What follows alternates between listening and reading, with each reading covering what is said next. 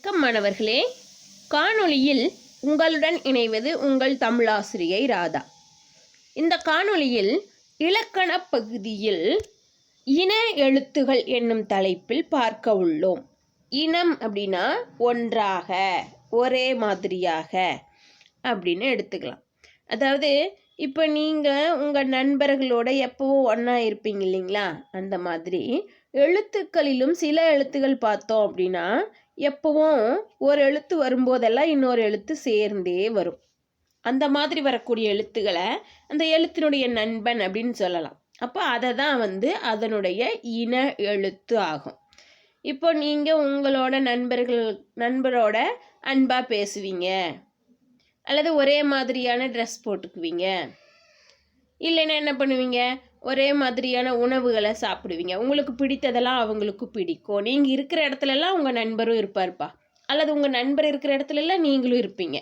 அந்த மாதிரி இருந்தால் இதே மாதிரி தான் எழுத்துகளிலும் இன எழுத்துகள் அப்படிங்கிறது பார்த்தோன்னா அந்த எழுத்துகள் பிறக்கக்கூடிய இடம் அல்லது பிறக்கக்கூடிய முயற்சி அல்லது கால அளவு, அதாவது இந்த எழுத்து தோன்ற ஒலிக்கிற அளவு தான் அதே அந்த எழுத்தும் அதனுடைய இன எழுத்தும் ஒலிக்கிறதுக்கு கால அளவை எடுத்துக்கும்.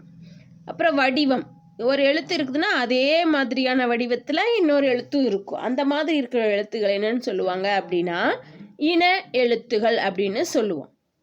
இப்போ நம்ம எடுத்துக்காட்டா பாருங்க, இன எழுத்துனா என்னன்னு தெரிஞ்சுக்கோங்க. முதல்ல எப்பொழுதும் ஒன்றாக சேர்ந்தே வரும் எழுத்துக்களை இன எழுத்துகள் அப்படின்னு சொல்லலாம். எடுத்துக்காட்டாக உயிர் எழுத்துக்களை பார்க்கலாம். உயிர் எழுத்துகள் 12 அப்படிங்கிறது நமக்கு ஏற்கனவே தெரியும். அதில் இருக்கக்கூடிய எழுத்துக்களை குறில் எழுத்து, உயிர் குறில் எழுத்துகள், உயிர் நெடில் எழுத்துகள் அப்படின்னு இரண்டாக பிரிக்கலாம். இந்த உயிர் குறில் எழுத்துகள் 5, உயிர் நெடில் எழுத்துகள் 7.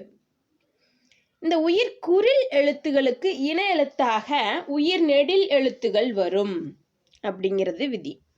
இதில் எந்தெந்த உயிர்குறிலுக்கு எந்த உயிர் நெடில் வரும் அப்படிங்கிறத இப்போ பார்க்கலாம். பாருங்க, அ என்னும் உயிர்குறில் எழுத்துக்கு ஆ என்னும் உயிர் நெடில் எழுத்து இன எழுத்தாக வரும். அதே போல் இ என்னும் எழுத்துக்கு ஈ என்னும் எழுத்து இன எழுத்தாகும். உ எழுத்துக்கு ஊ என்ற எழுத்தும், எ என்ற எழுத்துக்கு ஏ என்ற உயிர் நெடில் எழுத்தும் இன எழுத்துக்களாகும்.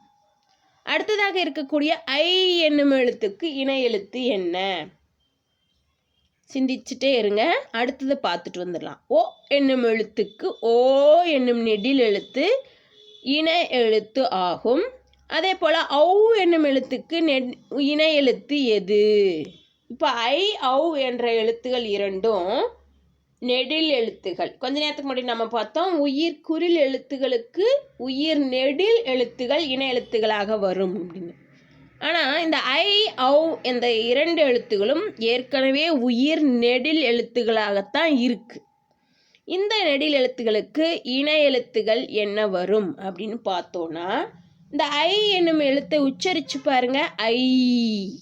ஐ என்னும் எழுத்தை கூறும் பொழுது அந்த ஓசையில் கடைசியில் முடியும் ஓசை அப்படின்னு பார்த்தோம்னா இ என்னும் ஓசை வருகிறது. ஐ, இந்த இ எழுத்து தான் ஐ என்ற எழுத்தினுடைய இன எழுத்து ஆகும். அடுத்ததாக ஔ என்னும் நெடில் எழுத்துக்கு உச்சரிக்கும் பொழுது உ என்னும் ஓசையில் முடிகிறது. அப்போ இந்த ஔ என்னும் உயிர் நெடில் எழுத்துக்கான இன எழுத்து உ என்னும் எழுத்து ஆகும். பாருங்க, ஐ என்னும் எழுத்தின் இன எழுத்து இ, ஔ என்ற எழுத்தின் இன எழுத்து உ ஆகும். சரி மாணவர்களே, மீண்டும் அடுத்த காணொளியில் சந்திப்போம். நன்றி.